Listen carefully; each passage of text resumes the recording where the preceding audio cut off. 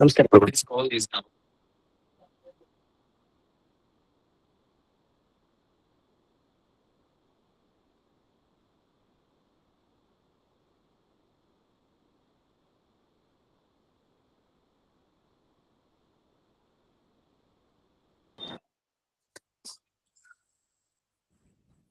ಸುಮತಿಭಿರನುಮೇಜಂ ಶುಭ್ರಕಾಜಂ ಸಖಾಜಂ ಸುಖಮಜಮನಪಾಜಂ ಮುಕ್ತಿಪಾಜಂ ನೃಹಜಮಹಮಮೇಜಂ ಧ್ಯೇಜಮಾಮ್ನಾಜಗೇಜಂ ಸದಜಮಸದಜೇಜಂ ಶ್ರೀಸಹಾಜಂ ಭಜೇಜಂ ತಪಸ್ವಾಧ್ಯಾಯ ಶುಶ್ರೂಷಾ ಕೃಷ್ಣಪೂಜಾರತಂ ಮುನಿಂ ವಿಶ್ವೇಶಮಿಷ್ಟದಂ ವಂದೇ ಚಕ್ರವರ್ತಿನಂ ಶ್ರೀ ಗುರುಭ್ಯೋ ನಮಃ. ಹರಿ ಓಂ. ಲಕ್ಷ್ಮೀಕಾಂತಂ ಭೂವರಾಹಂ ಭಜೇಹಂ ವಾದರಾಯಣಂ ವಾದಿರಾಜಹೃದಂ ಭೋಜಮಂದಿರಂ ವಾಜಿಕಂಧರಂ ಭೀಮಸೇನಾನಂದತೀರ್ಥವಾನರೇಂದ್ರಾನಹಂ ಭಜೆ ವಾದಿರಾಜಗುರೂನ್ ವಂದೇ ವೇದವೇದ್ಯಗುರೂನ್ ಭಜೆ ಗುರೂನ್ ವೇದನಿಧೀನ್ ವಂದೇ ನಾರಸಿಂಹಗುರೂನ್ ಭಜೆ ವಂದೇ ನಾರಾಯಣಾಚಾರ್ಯಾನ್ ಕರ್ಣಾದಿಗಣಸೇವಿತಾನ್ ವಂದೇ ವೃಂದಾವನಾಚಾರ್ಯಾನ್ ಹಯಗ್ರೀವ ಮುನೀನ್ ಭಜೆ ಶೇಷ ಸೀತಾಪತಿವ್ಯಾಸಾನ್ ಪ್ರಣಮಾಮಿ ಗುರುಪ್ರಿಯಾನ್ ವೃಂದಾವನಾದ್ಯ ಸಂಪ್ರಾಪ್ತ ಜ್ಞಾನೈಶ್ವರ್ಯಾನಹಂ ಸದಾ ರಘುಪ್ರವೀರಾಖ್ಯ ಗುರೂನ್ ಭಜೆ ಜ್ಞಾನಾದಿಸಿದ್ಧಜೆ ಶ್ರೀಮದ್ ವೃಂದಾವನಾಖ್ಯಾನಂ ವ್ಯಾಖ್ಯಾನೆ ಮಂದಧೀರಹಂ ಯದ್ಯಪ್ಯನಧಿಕಾರ್ಯಸ್ಮಿನ್ ತಥಾಪಿ ಗುರುವಾಕ್ಯತಃ ಮಯಾ ಯದಲ್ಪಂ ವಿಜ್ಞಾತಂ ತತ್ಸ್ಮೃತ್ಯರ್ಪತೆ ಸಂತಸ್ತಂತು ಕೃಪಾವಂತೋ ಗುರುರಾಜ. ನಾರಾಯಣ ಅವರೇ ಮ್ಯೂಟ್ ಮಾಡ್ಕೊಳ್ಳಿ. ಸಂತಸ್ಸಂತು ಕೃಪಾವಂತೋ ಗುರುರಾಜಪದಾಶ್ರಯಾಃ ಭಗವಾನ್ ಅವ್ಯವಹಿತ ಭಾವಿಕಲ್ಪ ಸಮೀರೋ ಲಾತವ್ಯಾಚಾರ್ಯಃ ಸುರವರ್ಯೈ ಸಂಪ್ರಾರ್ಥಿತಃ ಶ್ರೀನಾರಾಯಣೇನ ಆಜ್ಞಪ್ತಃ ಸನ್ ಭೂಮೌ ಅವತೀರ್ಯ ವಾದಿರಾಜನಾಮಾಯತಿ ಕುಲತಿಲಕೋ ಭೂತ್ವಾ ದುರ್ವಾದಿನೋ ವಿಜಿತ್ಯ ಯುಕ್ತಿಮಲ್ಲಿಕಾದೀನ್ ಗ್ರಂಥಾನ್ ವಿರಚಯ್ಯ ಸಜ್ಜನಾನಾಂ ಸಮ್ಯಕ್ ಜ್ಞಾನಮುತ್ಪಾದ್ಯ ಅತ್ಯಕ್ತದೇಹಃ ಸನ್ ವೃಂದಾವನಸ್ಥೋ ಭೂತ್ವಾ ಭಕ್ತಾನಾಂ ಇಷ್ಟಾನಿಷ್ಟ ಪ್ರಾಪ್ತಿ ಪರಿಹಾರ ಸಾಧನ ಅತ್ಯರ್ಥ ಪ್ರಸಾದ ಜನಕ ಅಪರೋಕ್ಷ ಜ್ಞಾನ ಜನಕ ಪರೋಕ್ಷ ನಿಶ್ಚಯೋತ್ಪಾದಕ ಉಪನಿಷದಾದಿ ಪ್ರತಿಪಾದ್ಯ ರುಜುಭಾವಂ ಸ್ವಸ್ಯ ಖ್ಯಾಪಯಿತುಂ ವೃಂದಾವನಾಖ್ಯಾನಂ ಕುರ್ವನ್ ಕಸ್ಯಚಿತ್ ತದಾನೀಂ ದೇಶೀಯ ಬ್ರಾಹ್ಮಣ ಸ್ವಪ್ನೆ ಮ್ಯೂಟ್ ಮಾಡ್ಕೊ. ತೀರ್ಥ ಅವ್ರು ಮ್ಯೂಟ್ ಮಾಡ್ಕೊಳ್ಳಿ. ವಿಶ್ವಾಸಯೋಗ್ಯಾನಾಂ ವಿಶ್ವಾಸಂ ಉತ್ಪಾದಯಿತುಂ ಉಪದಿದೇಶ ವಿಲೀನ ಪ್ರಕೃತಿತಯಾ ಅಂತರಾಯ ವಿಧುರೋಪಿ ಆಚಾರ್ಯವತ್ ಶಿಷ್ಯಾನ್ ಗ್ರಾಹಯಿತುಂ ಗ್ರಂಥಾದೋ ಮಂಗಲಮಾಚರತಿ ಹಯಗ್ರೀವೇತ್ಯಾದಿನಾ ಹಯಗ್ರೀವಂ ಚಿದಾನಂದ ವಿಗ್ರಹಂ ಸದನುಗ್ರಹಂ ದಶಗ್ರೀವಚ್ಛಿದಂ ಶಾಪಾತ್ ಮಣಿಗ್ರೀವ ವಿಮೋಚನಂ. ಇಲ್ಲಿವರೆಗೆ ಶ್ರೀಮುಷ್ಟಮಾಚಾರ್ಯರು ತಾವು 22ನೇ ಪೇಜಿನಲ್ಲಿ ಹೇಳ್ತಾ ಇದ್ದೀನಿ. ಈಗ ಸ್ಪಷ್ಟವಾಗಿ ವಾದಿರಾಜರ ಬಗ್ಗೆ ವೇದ ಮಂತ್ರಗಳಲ್ಲಿ ಇದೆಯಾ ಅಂತ ಪ್ರಶ್ನೆ ಕೇಳಿದ್ದಕ್ಕೆ ಉತ್ತರ ಕೊಟ್ರು. ಮಧ್ವಾಚಾರ್ಯ ಬಗ್ಗೆನೂ ಹಾಗೆ ಸಿಗಲ್ಲ, ವೇದವ್ಯಾಸರ ಬಗ್ಗೆನೂ ಸಿಗಲ್ಲ. ಹಾಗಾದ್ರೆ ಅವ್ರ ಬಗ್ಗೆ ಹೇಗೆ ಹೇಳ್ತೀರಿ? ಹಾಗೆ ಇಲ್ಲೂ ಹೇಳ್ಬೇಕು ಅಂತ ಉತ್ತರ ಕೊಡ್ತಾ ಬಂದ್ರು. ಹಾಗೆ ನೀವು ಸ್ಪಷ್ಟವಾದ ವೇದ ಮಂತ್ರನೇ ಸಿಗಬೇಕು ಅಂತ ಆಗಿದ್ರೆ ಆಗ ಮನುಸ್ಮೃತಿ, ಪರಾಶರ ಸ್ಮೃತಿ, ಆ ಪುರಾಣ, ಬ್ರಹ್ಮಸೂತ್ರ ಭಾಷ್ಯ, ಅದಕ್ಕೆ ಟೀಕೆ, ಏನೇನೇನೇ ಗ್ರಂಥಗಳಿದೆ ಇದೆಲ್ಲ ವ್ಯರ್ಥ ಆಗ್ಬೇಕು. ಯಾಕಂದ್ರೆ ಯಾವ್ದು ಸ್ಪಷ್ಟವಾಗಿ ಸಿಗ್ಲೇ ಇಲ್ಲ. ಒಂದು ಮಾತು ಹಿಂದೆ ಹೇಳಿದ ವಿಷಯದಲ್ಲಿ ಅಂತ ಇಷ್ಟು ಬಂತು. ಅಷ್ಟೇ ಅಲ್ದೇನೆ ವೇದವ್ಯಾಸರನ್ನ ನಾವು ಯಾಕೆ ನಂಬ್ತೀವಿ ಅಂದ್ರೆ ವೇದವ್ಯಾಸರ ಅವತಾರ ಆಗಿದ್ದೇ ಬಹಳ ವಿಶೇಷ. ಅವತಾರ ಆದ್ಮೇಲೆ ಅವ್ರ ಮಹಿಮೆಯನ್ನ ತುಂಬಾ ತೋರಿಸಿದ್ದಾರೆ. ಹುಟ್ಟಿದ ಕೂಡಲೇ ಅವತಾರದ ನಂತರನೇ ಹುಟ್ಟಿರೋದು ಅನ್ನೋ ಅಂಶಕ್ಕೆ ಪ್ರಾದುರ್ಭಾವ ಅಂತ ಅರ್ಥ. ಎಲ್ಲಾ ಕಡೆ ಹಾಗೆ ಶಬ್ದವನ್ನು ಬಳಸಿದ್ದಾರೆ. ಜಗ್ನೆ ಹುಟ್ಟೋದು ಅನ್ನೋ ಅರ್ಥ ಇರೋ ಶಬ್ದ, ಅದೇ ಅದು ದೇವರ ಪರವಾಗಿ ಬಂದಾಗ ಪ್ರಾದುರ್ಭಾವ ಅಂತ. ಇಲ್ಲಿ ವೇದವ್ಯಾಸರ ಅವತಾರ ಆದ ಕೂಡ್ಲೆ ಅವ್ರು ವೇದ ವಿಭಾಗ ಎಲ್ಲ ಶುರು ಮಾಡ್ತಾರೆ. ಯಾರ್ಯಾರ ಅವತಾರ ಎದ್ ಕೂಡ್ಲೆ ಓದ್ಲಿಕ್ಕೆ ಹೋಗ್ತಾರೆ, ತಕ್ಷಣ ಆಗತ್ತಾ ಓದ್ಲಿಕ್ಕೆ? ಇಲ್ಲ. ಮಹಾತ್ಮರಾದ್ರೆ ಓದ್ಲಿಕ್ಕೆ ಹೋಗ್ಬೋದು, ಇಲ್ಲ ಒಂದ್ 5-6 ವರ್ಷ ಆಗ್ಬೇಕು, ಆಮೇಲೆ ಅಧ್ಯಯನ ಶುರು ಆಗತ್ತೆ. ಆದ್ರೆ ಇಲ್ಲ, ಹಾಗಾಗ್ಲಿಲ್ಲ. ಯಾಕೆ ಸಾಕ್ಷಾತ್ ವೇದವ್ಯಾಸರು ಭಗವಂತ, ಬೇರೆ ಅಲ್ಲ. ಹಾಗಾಗಿ ವೇದವ್ಯಾಸರ ಅವತಾರ ಆದ ಕೂಡಲೇ ವೇದ ವಿಭಾಗ ಎಲ್ಲ ಮಾಡಿದ್ರು, ಅಷ್ಟು ದೊಡ್ಡ ಕೆಲಸ. ಸಾಕ್ಷಾತ್ ಭಗವಂತ ಅಷ್ಟೆಲ್ಲ ಮಹಿಮೆಯನ್ನು ತೋರಿಸಿದಾನೆ. ಆದ್ರಿಂದ ಸಹಜವಾಗಿ ವೇದವ್ಯಾಸರ ಬಗ್ಗೆ ಯಾವ ವೇದ ಮಂತ್ರ ಆ ರೀತಿ ಸಿಗೋ ಅವಶ್ಯಕತೆನೂ ಇಲ್ಲ ಅನ್ನೋ ರೀತಿ ವರ್ಣನೆ ಮಾಡಿದ್ರು. ಅಷ್ಟೇ ಅಲ್ದೇನೆ ಯಾಕೆ ನಾವು ಮಧ್ವಾಚಾರ್ಯರನ್ನ ಒಪ್ತೀವಿ, ಮಧ್ಯಗೇಹ ಭಟ್ಟರಲ್ಲಿ ಅಲ್ಲಿ ಜನಿಸಿದ್ರು, ಮಧ್ಯಗೇಹ ಭಟ್ಟರ ಕುಲದಲ್ಲಿ ಅಂತೆಲ್ಲ ವರ್ಣನೆ ಏನ್ ಮಾಡಿದ್ದಾರೆ. ವಸ್ತುತಃ ವೇದ ಮಂತ್ರದಲ್ಲಿ ಸ್ಪಷ್ಟವಾಗಿ ಇಲ್ಲದೆ ಇರಬಹುದು, ಆದ್ರೂ ನಾವ್ ಯಾಕೆ ಒಪ್ತೀವಿ ಅಂದ್ರೆ ಮಧ್ವಾಚಾರ್ಯರ ಅವತಾರ ಆಗೋ ಮುಂಚೆ ಏನಾಯ್ತು, ಮಧ್ವ ವಿಜಯದಲ್ಲಿ ಬರುತ್ತೆ. ಆವಿಷ್ಟವಾನ ಕುಶಲಂ ಇತ್ಯಾದಿನ ಇಲ್ಲಿ ಉಲ್ಲೇಖ ಮಾಡಿದ್ದಾರೆ ಶ್ರೀಮುಷ್ಣಾಚಾರ್ಯರು. ಒಬ್ಬ ಅಕುಶಲ ವ್ಯಕ್ತಿ, ಅವನು ಒಂಥರ ಹುಚ್ಚಂತರ ಅಂತ ಇಟ್ಕೊಳ್ಳಿ, ವ್ಯವಹಾರ ಮಾಡ್ಲಿಕ್ಕೆ ಬರಲ್ಲ ಅವನಿಗೆ ಸರಿಗೆ. ಅವನು ಆ ಧ್ವಜಸ್ತಂಭ ಏನಿದೆ ಅದನ್ನ ಹತ್ತಿ ಮೇಲಕ್ಕೆ ಹೋಗಿ ಮುಂದೆ ಅವತಾರ ಮಾಡ್ಲಿಕ್ಕಿದ್ದಾರೆ ಸರ್ವಜ್ಞಾಚಾರ್ಯರು ಅಂತ ಹೇಳ್ತಾನೆ. ದಿಢೀರಂತ ಆವೇಶ ಆಗೋಯ್ತು ಅವನ ಒಳಗಡೆ, ಅವನು ಹೀಗ್ ಮಾತಾಡದ್ನ ಅಂತ. ಯಾಕೆ ದೇವರೇ ಹಾಗೆ ನುಡಿಸ್ತಾ ಅವನ ಕೈಲಿ. ಹಾಗಾದ್ರೆ ಇವರೆಲ್ಲ ಮಹಾತ್ಮರು ತಮ್ಮ ಮಹಿಮೆಯನ್ನ ತಿಳಿಸ್ಲಿಕ್ಕೆ ತಾವು ಆರಿಸ್ಕೊಳ್ಳೋ ವ್ಯಕ್ತಿಗಳು ಹೇಗೆಂದ್ರೆ ಮುಗ್ಧರು, ಅವ್ರಿಗೇನೋ ಗೊತ್ತಿರಲ್ಲ, ಒಂಥರ ಪೆದ್ದ ತರ ಇರ್ತಾರೆ, ಏನೋ ಗೊತ್ತಾಗಲ್ಲ, ವ್ಯವಹಾರ ಮಾಡ್ಲಿಕ್ ಬರಲ್ಲ, ಏನೋ ಒಂದು ಈ ತರ ಕುಶಲರಾಗೋದಿಲ್ಲ, ಬಹಳ ಬುದ್ಧಿವಂತರಾಗಿರಲ್ಲ. ಅವ್ರ ಬುದ್ಧಿವಂತಿಕೆ ಅನ್ನೋದು ಈ ಗುರುಗಳು ಅನುಗ್ರಹಿಸಿದ್ರೆ ಮಾತ್ರ ಬರ್ಲಿಕ್ಕೆ ಸಾಧ್ಯ, ಹಾಗಿರ್ತಾರೆ. ಅಂಥವ್ರ ಒಳಗಡೆನೆ ಸೇರಿ ಅಥವಾ ಅವರಿಗೆ ಉಪದೇಶ ನೀಡೋ ಮುಖಾಂತರ ಜನರಿಗೆ ಸಂದೇಶವನ್ನು ತಲುಪಿಸ್ತಾರೆ. ಇದು ಮಧ್ವಾಚಾರ್ಯ ಅವತಾರ ಆಗ್ತಾರೆ ಅನ್ನೋ ವಿಷಯನೂ ನಮಗ್ ಸಿಕ್ಕಿದ ಹಾಗೆ.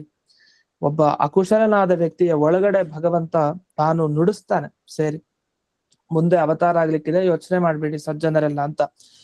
ಈ ರೀತಿ ಆ ಕಾಲದಲ್ಲಿರೋರು ಸ್ಪಷ್ಟವಾಗಿ ಒಬ್ಬ ಅಕುಶಲ ವ್ಯಕ್ತಿಯ ಮುಖಾಂತರ ಅಂದಿನ ದಿವಸ ಎಲ್ಲ ಉತ್ಸವಕ್ಕೆ ಸೇರಿದಾಗ ಓ ಮಧ್ವಾಚಾರ್ಯರ ಅವತಾರ ಮುಂದೆ ದೊಡ್ಡ ಮಹಾನುಭಾವರ ಅವತಾರ ಆಗ್ಲಿಕ್ಕಿದೆ ಅನ್ನೋ ವಿಷಯವನ್ನು ತಿಳ್ಕೊಂಡ್ರು. ಅಷ್ಟೇ ಅಲ್ದೇನೆ ಅವ್ರ ಬಗ್ಗೆ ಎಲ್ಲ ಉಪದೇಶ ಪರಂಪರೆ ಇದೆ. ಅಂದ್ರೆ ಮಧ್ವಾಚಾರ್ಯರು ವಾಯುದೇವರ ಅವತಾರ, ಅವರು ಸ್ಪಷ್ಟವಾಗಿ ಅವ್ರು ಹೇಳ್ಕೊಂಡಿದ್ದಾರೆ, ನಾನು ವಾಯುವಿನ ಅವತಾರ, ವಾಯುವಿಗೆ 3 ರೂಪಗಳಿದೆ, ಹನುಮ, ಭೀಮ, ಮಧ್ವ, 3ನೇದು ನಂದು ಮಧ್ವ ಅನ್ನೋದು ಸ್ಪಷ್ಟವಾಗಿ ಅವರೇ ಗ್ರಂಥಲ್ಲಿದೆ. ಹಾಗೆ ವಾದಿರಾಜರು ಸಾಪ್ತೂರ್ನಾಮ ಸ್ಪಷ್ಟವಾಗಿ ತಿಳಿಸಿದ್ದಾರೆ. ಅದನ್ನು ಎಲ್ಲಾ ಕಡೆ ತಿಳಿಸಿಲ್ಲ ಮಧ್ವಾಚಾರ್ಯರು ತಮ್ಮ ಗ್ರಂಥದಲ್ಲಿ. ನಾನು 3 ರೂಪಗಳನ್ನ ವಾಯುವಿನ 3 ರೂಪಗಳ ನಾನು ಕೊನೆಯ ರೂಪ.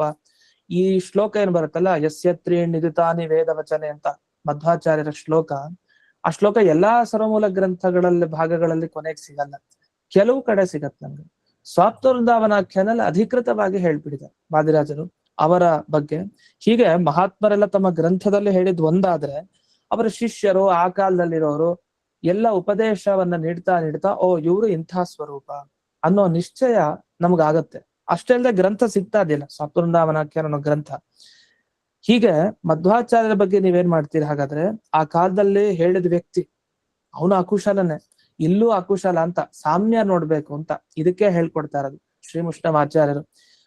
ಮಧ್ವಾಚಾರ್ಯರ ಚರಿತ್ರೆಯಲ್ಲಿ ವಾದಿರಾಜರ ಚರಿತ್ರೆಯಲ್ಲಿ ಗಮನಿಸಿದಾಗ, ವಾದಿರಾಜರ ಚರಿತ್ರೆಯಲ್ಲೂ ಈ ಏಡಮೂಕ ಬ್ರಾಹ್ಮಣ ಅಂತ ಈಗ ಬಂದಿದ್ದಾನೆ. ಏಡಮೂಕ ಬ್ರಾಹ್ಮಣ ಅಕುಶಲ, ಅವನಿಗೆ ಅಂಥ ಚಾತುರ್ಯ ಇಲ್ಲ. ಅವನು ಮಠದಲ್ಲಿ ಸೇವೆಯನ್ನ ಮಾಡ್ಕೊಂಡಿದ್ದ, ವಾದಿರಾಜರ ಕಾಲದಿಂದ ಸೇವೆಯನ್ನ ಮಾಡ್ತಾ ಇದ್ದ. ಆದ್ರೆ ನಂತರ ಸ್ವಪ್ನದಲ್ಲಿ ವಾದಿರಾಜರು ಅವನಿಗೆ ಉಪದೇಶ ಕೊಟ್ಟಿದ್ದು ಅಲ್ಲಿ ಅಕುಶಲನಾದ ಬ್ರಾಹ್ಮಣನ ಮುಖಾಂತರ. ನಾವ್ ಅದಕ್ಕೆ ದಿವಸ ಈ ಗದ್ಯ ಹೇಳ್ಬೇಕಾದ್ರೆ ಅಕುಶಲ ದೇಶೀಯ ಬ್ರಾಹ್ಮಣ ಸ್ವಪ್ನೆ ಅಂತ ಬರುತ್ತೆ. ಅಕುಶಲ ಅನ್ನೋದು ಯಾಕೆಂದ್ರೆ ಮಧ್ವಾಚಾರ್ಯರ ಅವತಾರ ಸೂಚನೆ ಆಗಿದ್ದು ಒಬ್ಬ ಅಕುಶಲನ ವ್ಯಕ್ತಿ ಮುಖಾಂತರ, ಅಕುಶಲನಾದವನ ಮುಖಾಂತರ. ವಾದಿರಾಜರು ಉಪದೇಶ ಕೊಟ್ಟಿದ್ದು ಅಕುಶಲನ ಮುಖಾಂತರ. ಹಾಗಾಗಿ ಒಂದ ಮುಗ್ಧನೋ, ಅಂಥ ಚಾತುರ್ಯ ಇರಲ್ವೋ, ಅಂಥ ವ್ಯಕ್ತಿನ ಆರಿಸ್ಕೊಂತಾರೆ. ಯಾಕೆಂದ್ರೆ ಅಂಥವ್ರು ಹೀಗೆ ಹೇಳಲಿಕ್ಕೆ ಸಾಧ್ಯನಾ? ಅಂದ್ರೆ ಒಳಗಡೆ ಗುರುಗಳೇ ಅಲ್ಲಿ ಪ್ರೇರಣೆ ಮಾಡಿ ಹೇಳಿಸಿರ್ಬೇಕು, ಒಂದ ದೇವರೇ ಮಾಡಿಸಿರ್ಬೇಕು ಹೊರತು ಸ್ವಯಂ ಪ್ರಜ್ಞೆಯಿಂದ ಹಾಗೆ ಹೇಳಲಿಕ್ಕೆ ಸಾಧ್ಯ ಇಲ್ಲ ಒಬ್ಬ ಅಕುಶಲನಾದ ವ್ಯಕ್ತಿ. ಹಾಗಾಗಿ ಅಂಥ ಏಡಮೂಕ ಬ್ರಾಹ್ಮಣ ತಾನು ಹೇಳಿದ್ದು ಸತ್ಯ ಅನ್ನೋ ಮಾತಿಗೆ ನಾವು ಬರ್ಬೇಕು. ಯಾಕಂದ್ರೆ ಮಧ್ವಾಚಾರ್ಯ ವಿಷಯದಲ್ಲೂ ಹಾಗೆ ನಾವು ನಂಬಿದೀವಿ. ಒಬ್ಬ ಅವನು ಹೇಳ್ತಿದಂಗೆ ಧ್ವಜಸ್ತಂಭ ಏರಿ ಎಲ್ಲ ನಂಬಿಟ್ರ ಹಾಗಾದ್ರೆ, ಆದ್ರೆ ಆಯ್ತಲ್ಲ ಮುಂದಕ್ಕೆ. ಹಾಗೆ ವಾದಿರಾಜರ ಬಗ್ಗೆ ಎಡಮೂಕ ಬ್ರಾಹ್ಮಣರು ಏನು ತಾವು ಹೇಳಿದ್ದಾರೆ ವೇದನಿಧಿ ತೀರ್ಥರ ಬಳಿ, ನಂತರ ಏನು ಸ್ವಾಪ್ತವೃಂದಾವನಾಖ್ಯಾನ ನಮಗೆ ಪ್ರತಿಯೊಂದು ಸಿಕ್ಕಿದೆ, ಈ ಸ್ವಾಪ್ತವೃಂದಾವನಾಖ್ಯಾನದಲ್ಲಿ ಹೇಳಿದ ವಿಷಯಗಳೇನಿದೆ ಅದು ಪ್ರತಿಯೊಂದು ಸತ್ಯ ಆಗಿರೋದು ಕೂಡ ಕಾಣ್ತಾ ಇದೀವಿ. ಅದೆಲ್ಲ ಮುಂದೆ ಇನ್ನೂ ಸ್ಪಷ್ಟವಾಗಿ ಕಾಣಬಹುದು. ಹಾಗಾಗಿ ಮಧ್ವಾಚಾರ್ಯರ ಚರಿತ್ರೆಯಲ್ಲಿ, ವಾದಿರಾಜರ ಚರಿತ್ರೆಯಲ್ಲಿ ವ್ಯಕ್ತಿತ್ವವನ್ನು ಗಮನಿಸ್ತಾ ಹೋದ್ರು. ಹಾಗೆ ಶಿಷ್ಯರ ಉಪದೇಶ ಅಷ್ಟೇ ಅಲ್ಲ, ಬಳಿತ್ಥ ಸೂಕ್ತ ಏನಿದೆ, ಆ ಬಳಿತ್ಥ ಸೂಕ್ತಕ್ಕೆ ಏನ್ ಅರ್ಥ ಅಂತ ನೋಡಿದಾಗ ಸ್ಪಷ್ಟ ಅಲ್ಲಿ ಮಧ್ವಾಚಾರ್ಯರ ಪರವಾಗಿ ಆ ಸೂಕ್ತ ಕಾಣ್ತಾ ಇದೆ. ಇಷ್ಟೆಲ್ಲ ಇದ್ದಾಗ ಹೇಗೆ ನಾವು ಮಧ್ವಾಚಾರ್ಯರನ್ನ ನಿಜ ಅವ್ರು ವಾಯುವಿನ ಅವತಾರ ಅಂತ ಒಪ್ತೀವೋ, ಅದೇ ರೀತಿ ಶ್ರೀಮದ್ ವೃಂದಾವನಾಖ್ಯಾನಸ್ಯಾಪಿ ಅಕುಶಲ ದೇಶೀಯ ವಿಪ್ರಸ್ವಪ್ನೋಪದೇಶ ಮಾಹಾತ್ಮ್ಯಸ್ಯಾಪಿ, ಇಲ್ಲೂ ಅಕುಶಲನಾದ ಒಬ್ಬ ಬ್ರಾಹ್ಮಣ, ಹಾಗೆ ಆ ಕಾಲದಲ್ಲಿರೋರು ನೋಡಿದ್ದಾರೆ, ಹಾಗೆ ಉಪದೇಶ ಪರಂಪರೆ ಇದೆ ಇಲ್ಲಿ. ಹೇಗೆ ಮಧ್ವಾಚಾರ್ಯರ ಬಗ್ಗೆ ಹೇಗಿದೆಯೋ ಹಾಗೆ ವಾದಿರಾಜರ ಬಗ್ಗೆನೂ ಅದೇ ಪರಂಪರೆ ಇದೆ. ಅಷ್ಟೇ ಅಲ್ಲ, ಅವತ್ತೇನು ಸ್ವಾತ್ವವೃಂದಾವನಾಖ್ಯಾನದಲ್ಲಿ ವಾದಿರಾಜರು ಉಪದೇಶ ಕೊಟ್ಟಿದ್ರು ಅದ್ ನಡೀತಾ ಇದೆ ಕೂಡ.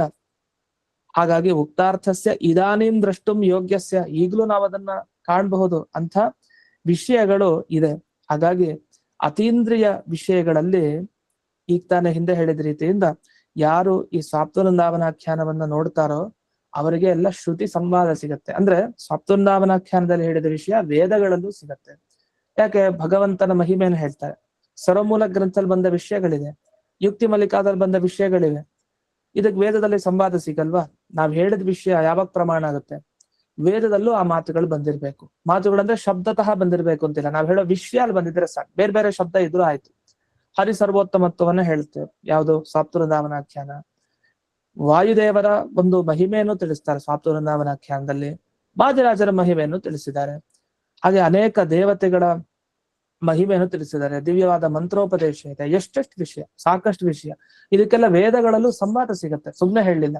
ವೇದ ಮಂತ್ರ ಪ್ರಮಾಣವಾಗಿ ಸಿಗತ್ತೆ. ಹೇಗೆ ಮಧ್ವಾಚಾರ್ಯರ ವಿಷಯದಲ್ಲಿ ಬಳಿತ್ಥಾ ಸೂಕ್ತ ಸಿಗುತ್ತೋ ಅದೇ ಬಳಿತ್ಥಾ ಸೂಕ್ತ ವಾದಿರಾಜರ ಪರವಾಗಿದೆ. ಯಾಕೆ ಈ ತರ ಅರ್ಥ ಮಾಡ್ಬೇಕು? ಸ್ವಯಂ ವಾದಿರಾಜರೇ ಹೇಳಿದ್ದಾರೆ ಅಂತ ನೆನ್ನೆ ದಿವಸ ನಾವು ನೋಡಿದ್ವಿ. 9ನೇ ಅಧ್ಯಾಯದಲ್ಲಿ ಆ ಪ್ರಸಂಗ ಬರುತ್ತೆ ಅಂತ ತಿಳಿಸಿದ್ದಾರೆ. ಹಾಗಾಗಿ ಕೊನೆಗೆ ಏನ್ ನಿಲ್ಲಿಸ್ತಾರೆ ಅಂದ್ರೆ ಶಿಷ್ಟೇಷ್ಟಮಿದಂ ಆಖ್ಯಾನಮಿತಿ ಉಪಾದೇಯಮಿತಿ ಸಿದ್ಧಂ. ಹಾಗಾಗಿ ಇದುವರೆಗೆ ಏನಾಯ್ತು ಅಂದ್ರೆ ಸ್ವಾಪ್ತ ವೃಂದಾವನಾಖ್ಯಾನ ಗ್ರಂಥ ಏನಿದೆ ಅದು ಶಿಷ್ಟ ಇಷ್ಟಂ. ಯಾರು ಶಿಷ್ಟರೋ, ಯಾರು ಜ್ಞಾನಿಗಳೋ, ಶಿಷ್ಟ ಪರಂಪರೆಯನ್ನ ಅನುಸರಿಸೋ ಇರುತ್ತವ್ರ ವ್ಯಕ್ತಿಗಳಿರ್ದಾರೋ ಅಂಥವ್ರಿಗೆಲ್ಲ ಈ ಆಖ್ಯಾನ ಅತ್ಯಂತ ಇಷ್ಟ. ಅಂದ್ರೆ ಇದು ಇಷ್ಟ ಪ್ರಾಪಕ, ನಮಗೆ ಇಷ್ಟಾರ್ಥಗಳನ್ನ ಇದು ನೀಡುತ್ತೆ ಅಂತ ಆಖ್ಯಾನ ಅಂತ ಹೇಳಿ ಉಪಾದೇಯಂ. ಹಾಗಾಗಿ ಎಲ್ಲಾ ಸಜ್ಜನರು ಅವಶ್ಯವಾಗಿ ಸ್ವಾಪ್ತ ವೃಂದಾವನಾಖ್ಯಾನವನ್ನ ಸ್ವೀಕಾರ ಮಾಡ್ಬೇಕು ಅಂತ. ಇದೊಂದು ಕ್ರಮ ಶಾಸ್ತ್ರದಲ್ಲಿ. ಯಾವುದೇ ಗ್ರಂಥ ವ್ಯಾಖ್ಯಾನ ಮಾಡ್ಬೇಕು ಅಂತ ಆದ್ರೆ ಅದಕ್ಕೆ ಮೊದಲೇ ಏನ್ ಮಾಡ್ತಾರೆ ಅಂದ್ರೆ ಪ್ರಾಮಾಣ್ಯ ವಿಚಾರ, ಮತ್ತೆ ಅದನ್ನ ಓದ್ಬಹುದಾ, ಅದ್ ಸರಿನಾ ಅಂತೆಲ್ಲ ವಿಚಾರ ಮಾಡ್ತಾರೆ. ಇದು ಪ್ರತಿಯೊಂದು ಗ್ರಂಥಕ್ಕೂ ಸಾಮಾನ್ಯವಾಗಿರುತ್ತೆ. ಅದರಲ್ಲಿ ವಿಶೇಷವಾಗಿ ಸ್ವಾಪ್ತ ವೃಂದಾವನಾಖ್ಯಾನಕ್ಕೆ ಶ್ರೀಮುಷ್ಟಮಾಚಾರ್ಯ ನೀಡಿದ ಈ ಪೀಠಿಕೆ ಭಾಗ. ಅದೇ ರೀತಿ ಆಗ್ಲೇ ನಾವು ಹಿಂದೆ ನೋಡಿದಂತೆ ರಘುಪ್ರವೀರ ತೀರ್ಥರ ಸ್ವಾಪ್ತ ವೃಂದಾವನಾಖ್ಯಾನ ಪ್ರಾಮಾಣ್ಯ ಬೋಧನೆ, ಎರಡು ಗ್ರಂಥಗಳನ್ನ ಗಮನಿಸಿದಾಗ ಹೌದು ಸ್ವಾಪ್ತ ವೃಂದಾವನಾಖ್ಯಾನ ಗ್ರಂಥವನ್ನ ನಾವು ಓದ್ಲೇಬೇಕು, ಅವರ ಅನುಗ್ರಹ ಆಗ್ಲೇಬೇಕು. ಅದನ್ನು ಇಲ್ಲಿ ಇನ್ನು ವಿಶೇಷವಾಗಿ ವಿವರಣೆ ಮಾಡಿದ್ದಾರೆ. ಕೊನೆ ಪೇಜ್ ಒಂದಿದೆ, ಇಲ್ಲಿ ವಿಶೇಷಾಂಶಗಳು ಅಂತ ಕೊಟ್ಟಿರ್ತಾರೆ, ಅದನ್ನು ಗಮನಿಸಿ. 24ನೇ ಪೇಜ್ ಕೊನೆ ಭಾಗದಿಂದ ಪ್ರಾರಂಭ ಆಗುತ್ತೆ. ತೇಷಾಂ ಪರಂಪರಾ ಪ್ರಾಪ್ತಂ, ಅಂದ್ರೆ ರುಜುದೇವತೆಗಳ ಪರಂಪರೆಯಿಂದ ನಮಗೆ ಯಾವ ಜ್ಞಾನ ಬರುತ್ತಲ್ಲ ಆ ಜ್ಞಾನವೇ ನಮಗೆ ಮೋಕ್ಷ ತಂದು ಕೊಡೋದು. ಹಾಗಾದ್ರೆ ಎಲ್ಲಾ ರುಜುಗಳ ಜ್ಞಾನ ಹೇಗೆ? ತೇಷಾಂ ಅಂತ ಹೇಳ್ಬಿಡಿದಾರಲ್ಲ ಬಹುವಚನ. ಅಂದ್ರೆ ನಾವು ಕಪಿಂಜಲಾಧಿಕರಣ ನ್ಯಾಯ ನೋಡಿದ್ವಿ, 3 ರುಜುಗಳ ಜ್ಞಾನ ಅಂತೂ ಬೇಕೇ ಬೇಕು. ಅದಕ್ಕೆ ಇಲ್ಲಿ ಹೇಳೋದು, ಒಂದು ಬ್ರಹ್ಮದೇವರ ಜ್ಞಾನ ಈಗ ಬೇಕಂದ್ರೆ ಅವ್ರಿಗೆ ಅವತಾರ ಇಲ್ಲ ಭೂಲೋಕದಲ್ಲಿ, ಅವರ ಸನ್ನಿಧಾನ ಮಾತ್ರ. ಹಾಗಾಗಿ ಅವರ ಬಗ್ಗೆ ಅವಶ್ಯವಾಗಿ ತಿಳಿಯಬೇಕು ಅಂತಿಲ್ಲ. ಆದ್ರೆ ಆಗ್ಲೇ ಅವತರಿಸಿದ ಮಧ್ವಾಚಾರ್ಯರ ಬಗ್ಗೆ, ಹಾಗೆ ವಾದಿರಾಜರ ಬಗ್ಗೆ, ನಂತರ ವೇದವೇದ್ಯ ಮುನಿಗಳು, ವೇದವೇದ್ಯ ತೀರ್ಥರ ಬಗ್ಗೆ ತಿಳಿಬೇಕು. ಯಾಕೆ? ಹಾಗಾದ್ರೆ ಏನಾಯ್ತು, ವಾಯು, ಲಾತವ್ಯ, ಗವ್ಯ 3 ರುಜುಗಳ ಜ್ಞಾನ ಅಂತೂ ಅವಶ್ಯವಾಗಿ ತಿಳಿಲೇಬೇಕು. ಹಾಗಾದ್ರೆ ಅವ್ರ ಬಗ್ಗೆ ನಾವ್ ಹೇಗೆ ತಿಳಿಯೋದು ಅಂತ ನಮಗೆ ಯೋಚನೆ ಬೇಡ. ವೇದವೇದ್ಯ ತೀರ್ಥರ ಬಗ್ಗೆ ವಾದಿರಾಜರೇ ಸ್ವಾಪ್ತ ವೃಂದಾವನಾಖ್ಯಾನದಲ್ಲಿ ತಿಳಿಸ್ತಾರೆ. ಅದರಿಂದ ನಮಗೆ ಅಲ್ಲೇ ಅದರ ಜ್ಞಾನನೂ ಬರುತ್ತೆ. ಹೀಗಾಗಿ ಈ 3 ರುಜುಗಳ ಜ್ಞಾನನಾದ್ರೂ ಅವಶ್ಯಕ. ಅದರಲ್ಲೂ ವಾಯುದೇವರು ಹಾಗೆ ವಾದಿರಾಜರು ಅಂದ್ರೆ ಲಾತವ್ಯ ರೂಪಿ ಏನು ರುಜುದೇವತೆ ಇದ್ದಾರೆ, ಈ ರುಜುದೇವತೆಯ ಜ್ಞಾನ ಅವಶ್ಯ. ಇವರ ಮಹಿಮೆಯನ್ನ ಕೇವಲ ಸ್ವಾಪ್ತ ವೃಂದಾವನಾಖ್ಯಾನದಲ್ಲಿ ಅಷ್ಟೇ ಅಲ್ಲ, ಅನೇಕ ಪುರಾಣಗಳ ಮಾತಿದೆ. ಬ್ರಹ್ಮಾಂಡ ಪುರಾಣ ಇದೆ, ಮತ್ತೆ ಪ್ರಕಾಶ ಸಂಹಿತೆಯ ಮಾತುಗಳಿದೆ. ಇದನ್ನೆಲ್ಲ ಜಂಬುಖಂಡಿ ವಾದಿರಾಚಾರ್ಯರು ತಮ್ಮ ಗ್ರಂಥದಲ್ಲಿ ಉಲ್ಲೇಖ ಮಾಡಿದ್ದಾರೆ. ಅದನ್ನೆಲ್ಲ ನಮಗೆ ಆತ್ಮಗುರು ಆನಂದ ತೀರ್ಥಾಚಾರ್ಯರು ತಮ್ಮ ಗ್ರಂಥದಲ್ಲಿ ಉಲ್ಲೇಖ ಮಾಡಿದ್ದಾರೆ. ಅವ್ರು ಅನೇಕ ಕಡೆ ಅಲ್ಲಿ ಉಲ್ಲೇಖ ಮಾಡ್ತಾರೆ. ಈ ಭಾಗಗಳು ಎಲ್ಲಿ ಬಂದಿದೆ, ಇದು ಹೇಗ್ ಸಿಕ್ತು, ಎಲ್ಲಿದೆ ಇದಕ್ಕೆ ಮೂಲ, ಜಂಬುಖಂಡಿ ವಾದಿರಾಚಾರ್ಯರು ಗ್ರಂಥದಲ್ಲಿ ಉಲ್ಲೇಖ ಮಾಡಿದ್ದಾರೆ. ಶಿಷ್ಟ ಪರಂಪರೆ ಇದೆ ಇದಕ್ಕೆ, ಅವ್ರು ಉಲ್ಲೇಖ ಮಾಡಿದ್ದಾರೆ, ಅದನ್ನ ಇವ್ರು ಕೋಟ್ ಮಾಡಿದ್ದಾರೆ. ಮಾಡಿ ಅದ್ಭುತ ಅಂತಂದ್ರೆ ಈ ಬಳಿತ್ಥಾ ಸೂಕ್ತಕ್ಕೆ ವ್ಯಾಖ್ಯಾನ ಮಾಡಿದ್ದಾರೆ. ಯಾರು ಆತ್ಮಕೂರು ಆನಂದ ತೀರ್ಥಾಚಾರ್ಯರು. ಜಂಬುಖಂಡಿ ವಾದಿರಾಚಾರ್ಯ ವಿವರಣೆ ಇದೆ ಅಂತ ಹೇಳ್ತಾರೆ, ನಮಗದು ಸಿಗ್ತಾ ಇಲ್ಲ. ಯಾರಾದ್ರೂ ಬಳಿ ಇದ್ರೆ ಅದನ್ನ ಕೊಡಿ, ಖಂಡಿತ ಅದು ಸಿಗ್ತಾ ಇಲ್ಲ. ಆದ್ರೆ ಆನಂದ ತೀರ್ಥಾಚಾರ್ಯರು ಅದಕ್ಕೆ ವಿವರಣೆ ಮಾಡಿದ್ದಾರೆ. ನೀವು ಆ ಬಳಿಥಾ ಸೂಕ್ತ ಓದಬೇಕಾದ್ರೆ ಇದು ವಾದಿರಾಜರನ್ನ ಹೇಳುತ್ತಾ ಹೇಗ್ ಸಾಧ್ಯ ಅಂತ ನೀವು ಊಹೆ ಮಾಡ್ಕೊಳ್ಳಿಕ್ಕೂ ಕಷ್ಟ ಇರುತ್ತೆ. ಮೊದಲು ನಾವು ಬಳಿಥಾ ಸೂಕ್ತಕ್ಕೆ ನಮ್ಗೆ ಅರ್ಥನೇ ಗೊತ್ತಿರಲ್ಲ ಮೊದಲನೇ ಪಕ್ಷ, ಅದಕ್ಕೆ ಸುಮ್ಮನೆ ಪಾರಾಯಣ ಮಾಡ್ತಾ ಇರ್ತೀವಿ. ಆ ಬಳಿಥಾ ಸೂಕ್ತ ವಾಯುದೇವರನ್ನ ಹೇಗೆ ಹೇಳುತ್ತೆ, ಹನುಮ ಭೀಮ ಮಧ್ವ ಅವತಾರಗಳನ್ನ ಹೇಗೆ ಹೇಳುತ್ತೆ ಅನ್ನೋದನ್ನ ತಿಳ್ಕೊಂಡು ಆಮೇಲೆ ವಸ್ತುತಃ ವಾದಿರಾಜರ ಬಗ್ಗೆ ನಾವು ತಿಳಿಬೇಕು. ಆದ್ರೆ ಮೊದಲು ನಾವೀಗ ಸ್ವಾಪ್ತವೃಂದಾವನಾಖ್ಯಾನ ಪಾಠದಲ್ಲಿ ಇರೋದ್ರಿಂದ, ಸ್ವಾಪ್ತವೃಂದಾವನಾಖ್ಯಾನ ವಾದಿರಾಜರ ಮಹಿಮೆಯನ್ನು ಹೇಳಲಿಕ್ಕೆ ಹೊರಟಿರೋದ್ರಿಂದ ವಾದಿರಾಜ ರುಜುಗಳು, ವಾದಿರಾಜರನ್ನು ವೇದ ಮಂತ್ರಗಳು ಹೇಳ್ತಾ ಇದೆ ಅನ್ಲಿಕ್ಕೆ ವಿವರಣೆ ನಾವ್ ಈಗಲೇ ನೋಡ್ಬೇಕು. ಬಳಿಥಾ ಸೂಕ್ತ ಹೇಗೆ ವಾದಿರಾಜರನ್ನ ಕೊಂಡಾಡ್ತಾ ಇದೆ ಅನ್ಲಿಕ್ಕೆ ನೀವು ಅವ್ರ ವ್ಯಾಖ್ಯಾನ ನೋಡ್ಬೇಕು. ಅದ್ಭುತವಾಗಿ ವ್ಯಾಖ್ಯಾನವನ್ನ ಬರೆದಿದ್ದಾರೆ. ಬಹಳ ಕಷ್ಟ ಹಾಗೆ ವೇದ ಮಂತ್ರಗಳಿಗೆ ಅರ್ಥವನ್ನ ಬರೆಯೋದು. ಅದರಲ್ಲಿ ಬಳಿಥಾ ಸೂಕ್ತದ ಸಂಪೂರ್ಣ ಅರ್ಥ ಏನಿದೆ ಅಂದ್ರೆ ವಾದಿರಾಜರ ಪರವಾಗಿ ಹೇಗ್ ನಾವು ಅದನ್ನ ಚಿಂತಿಸ್ಬೇಕು ಅನ್ನೋದನ್ನ ಒಂದಿಷ್ಟು ವಿಷಯಗಳಿದೆ. ಅದರಲ್ಲಿ ಮೊದಲನೇ ಒಂದು ಪ್ರಘಟಕ ಒಂದಿಷ್ಟು ವಿಷಯವನ್ನ ಪ್ರಾರಂಭ ಮಾಡ್ತೀನಿ ಇವತ್ತಿನ ದಿವಸ. ಯಾಕಂದ್ರೆ ಎಷ್ಟೋ ಜನ ವಾದಿರಾಜರ ಮೃತ್ತಿಕೆಯನ್ನ ಮನೆಯಲ್ಲಿ ಇಟ್ಕೊಂಡಿರ್ತೀರಿ, ಮೃತ್ತಿಕಾ ವೃಂದಾವನ ಅಂತ ಮಾಡ್ಕೊಂಡಿರ್ತೀರಿ.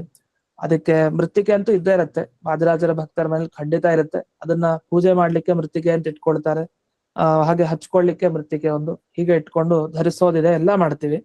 ವಾದಿರಾಜರಿಗೆ ವೃಂದಾವನಕ್ಕೆ ಅಭಿಷೇಕ ಮಾಡ್ತಾರೆ. ಹೇಗೆ ಪ್ರಾಣದೇವರಿಗೆ ಅಭಿಷೇಕನೋ ಹಾಗೆ ಅವ್ರಿಗೂ ಅಭಿಷೇಕವನ್ನು ಮಾಡ್ತೀವಿ. ಆದ್ರೆ ಒಂದು ವೇದ ಮಂತ್ರ ಇಲ್ಲದೆ ಹೋದ್ರೆ ಹೇಗೆ? ಅಭಿಷೇಕ ಮಾಡ್ಬೇಕಾದ್ರೆ ಒಂದು ವೇದ ಮಂತ್ರ ಹೇಳ್ಬೇಕಲ್ಲ. ವೇದ ಮಂತ್ರ ಹೇಳಿ ಅಭಿಷೇಕ ಮಾಡಿದ್ರೆ ಅದು ತುಂಬಾ ಪುಣ್ಯಪ್ರದ. ಅದರಲ್ಲೂ ಅವರೇ ತಿಳಿಸಿದಂತೆ 9ನೇ ಅಧ್ಯಾಯಕ್ಕೆ ನಮಗ್ ಗೊತ್ತಾಗುತ್ತೆ, ಓ ಇವ್ರು ಬಳಿಥಾ ಸೂಕ್ತದಲ್ಲಿ ಇವ್ರ ಬಗ್ಗೆ ಹೇಳ್ತಾರೆ ಅಂತ. ಆದ್ರೆ ನಮ್ಗೆ ಈಗಲೇ ತಿಳ್ಕೊಂಡ್ಬಿಟ್ಟಿದ್ರೆ ಆಗ ದಿನನಿತ್ಯ ಆ ಬಳಿಥಾ ಸೂಕ್ತದ ಅರ್ಥ, ಓ ಮಧ್ವಾಚಾರ್ಯರ ಪರ ಹೀಗಿದೆ, ವಾದಿರಾಜರ ಪರ ಹೀಗಿದೆ ಅಂತ ತಿಳ್ಕೊಂಡಾಗ ಒಂದು ಬಳಿಥಾ ಸೂಕ್ತ ಹೇಳಿ ಅಭಿಷೇಕ ಮಾಡ್ತಾ ಇದ್ರೆ ಅಲ್ಲಿ ವಾದಿರಾಜರ ಚಿಂತನೆನೂ ಬಂತು, ಅವ್ರಿಗೆ ಅಭಿಷೇಕ ಮಾಡಿದಾಗಾಯ್ತು, ಅವರ ಪ್ರೀತಿಗೆ ನಾವು ಪಾತ್ರರು ಆಗ್ತೀವಿ, ಅವರ ದಿವ್ಯ ಅನುಗ್ರಹನೂ ಆಗುತ್ತೆ. ಆ ನಿಟ್ಟಿನಲ್ಲಿ ಬಳಿಥಾ ಸೂಕ್ತ ಹೇಗೆ ಗುರುರಾಜರನ್ನ ವಾದಿರಾಜರನ್ನ ಹೇಳುತ್ತೆ ಅನ್ಲಿಕ್ಕೆ ನಮ್ಗೆ ಬಳಿಥಾ ಸೂಕ್ತ ಮೊದಲು ಬಾಯಿಗೆ ಇರ್ಬೇಕು ನಿಜ. ಅದರಲ್ಲಿ ಬರೋ ಪದಗಳನ್ನ ಹೇಳಿ ವಿವರಣೆಯನ್ನು ಮಾಡ್ತೀನಿ.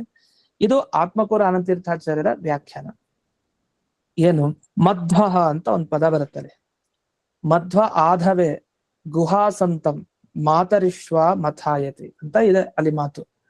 ಮಧ್ವ ಆಧವೆ ಗುಹಾಸಂತಂ ಮಾತರಿಶ್ವ ಸದ್ಯಕ್ಕೆ ಬೇಡ, ಮಥಾಯತಿ ಅಂತಿದೆ. ಈ ಶಬ್ದಕ್ಕೆ ಏನರ್ಥ? ಮಧ್ವ ಅನ್ನೋ ಶಬ್ದಕ್ಕೆ ಏನರ್ಥ? ನಿಜವಾಗಿ ನಾವು ಮಧ್ವಾಚಾರ್ಯನ ಮಧ್ವ ಮಧ್ವ ಅಂತ ಕರಿತೀವಿ. ಯಾಕೆ?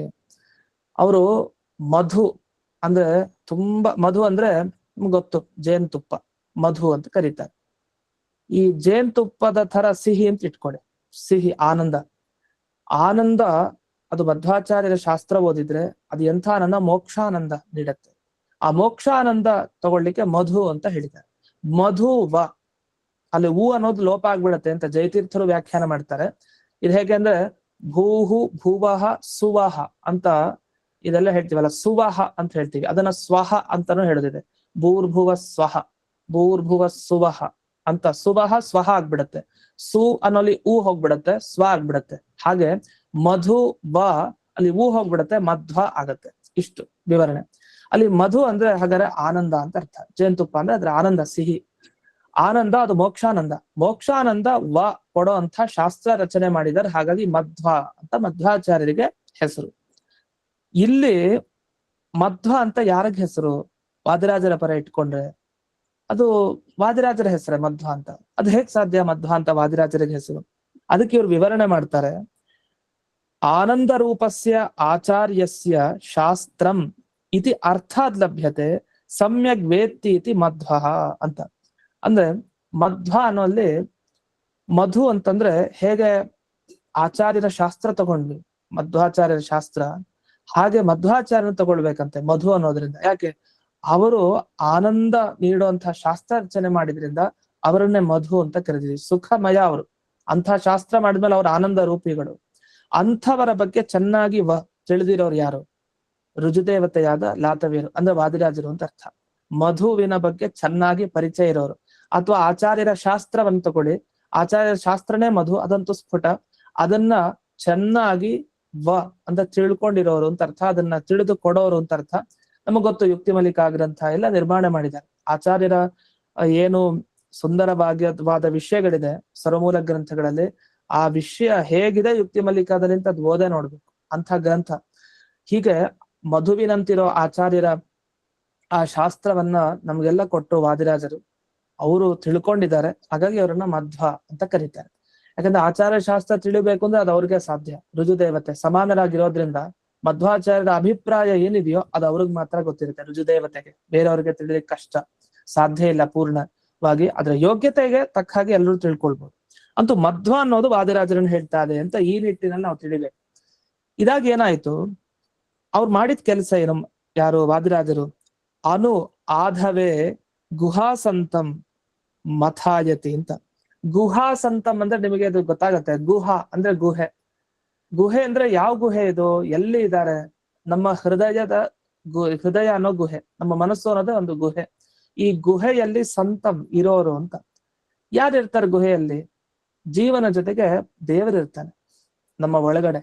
ಹಾಗಾದ್ರೆ ಈ ಹೃದಯ ಗುಹೆಯ ಒಳಗಡೆ ಸಂತಂ ಜೀವನ ಜೊತೆಗೆ ಇರೋರು ಯಾರು? ಆ ಭಗವಂತ. ಆ ಭಗವಂತನನ್ನ ಯಾವಾಗಲೂ ಮಥಾಯತಿ ಮಥನ ಮಾಡ್ತಾ ಇರ್ತಾರೆ. ಕಡಗೋಲ್ ತಗೊಂಡು ಮಥನ ಮಾಡ್ತಾರಲ್ಲ, ಕಡಗೋಲ್ ತಗೊಂಡು, ಆ ರೀತಿ ಶಾಸ್ತ್ರದಲ್ಲಿ ಕಡಗೋಲ್ ಇಟ್ಕೊಂಡು ಮಥನ ಮಾಡ್ತಾ ಇರ್ತಾರೆ.